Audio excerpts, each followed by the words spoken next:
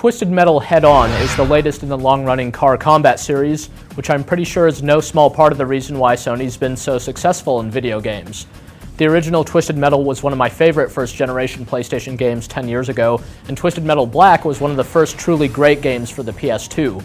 Sure enough, a great new entry in the series is now available for the PSP. It doesn't mess with the series' winning formula, which basically plays like a first-person shooter with cars. But thanks to some of the PSP's unique features, this turns out to be a pretty terrific game in its own right.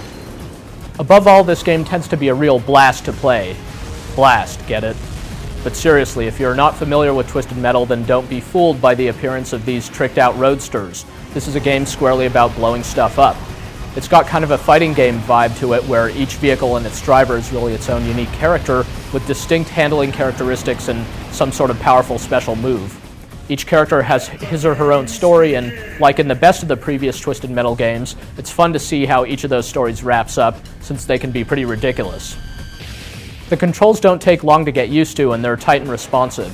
Again, the presence of wheeled vehicles is sort of deceptive here, since they're capable of turning in place, and even the very big ones basically handle well.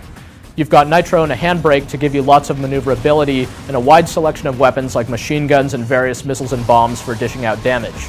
You've also got a few energy moves, which are performed using fighting game-style command inputs.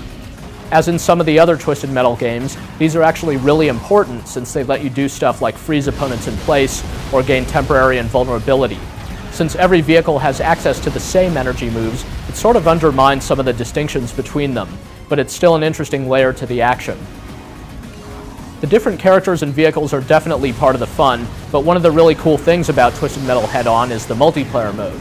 You've got support for 6 players over Wi-Fi locally, but there's also the infrastructure mode, which lets you tap into the internet from a wireless access point and play this game online against other players around the country or around the world. You get a familiar game lobby and everything. Fans of Twisted Metal know that multiplayer can be tons of fun, and the fast-paced nature of the gameplay makes it surprisingly suitable to the portable format. You can play for a few minutes at a time or for however long you feel like. Twisted Metal Head-On is going to be a pretty familiar experience if you've played the best games in the series. But since you've got redesigned levels and characters here, and a few other gameplay twists, not to mention that multiplayer mode, it's obviously going to appeal to fans. At the same time, I think this is a really safe bet for pretty much anyone looking for a great PSP game. It's fun and exciting to play, and even if you're stuck playing single player, the computer puts up a good fight. This is probably about as solid of a launch title as you could hope for. Twisted Metal Head-On has plenty of charm, a good amount of depth and variety, and tons of multiplayer features. Plus, it's easy to pick up and start playing, and perfect to play in short bursts as well as long stretches. The presentation is pretty slick. The graphics look great, and the PSP's widescreen gives you lots more peripheral vision than you may be used to in games like this. All in all, it's just a great game that's very easy to recommend. It's nice to see this series still going strong after all these years.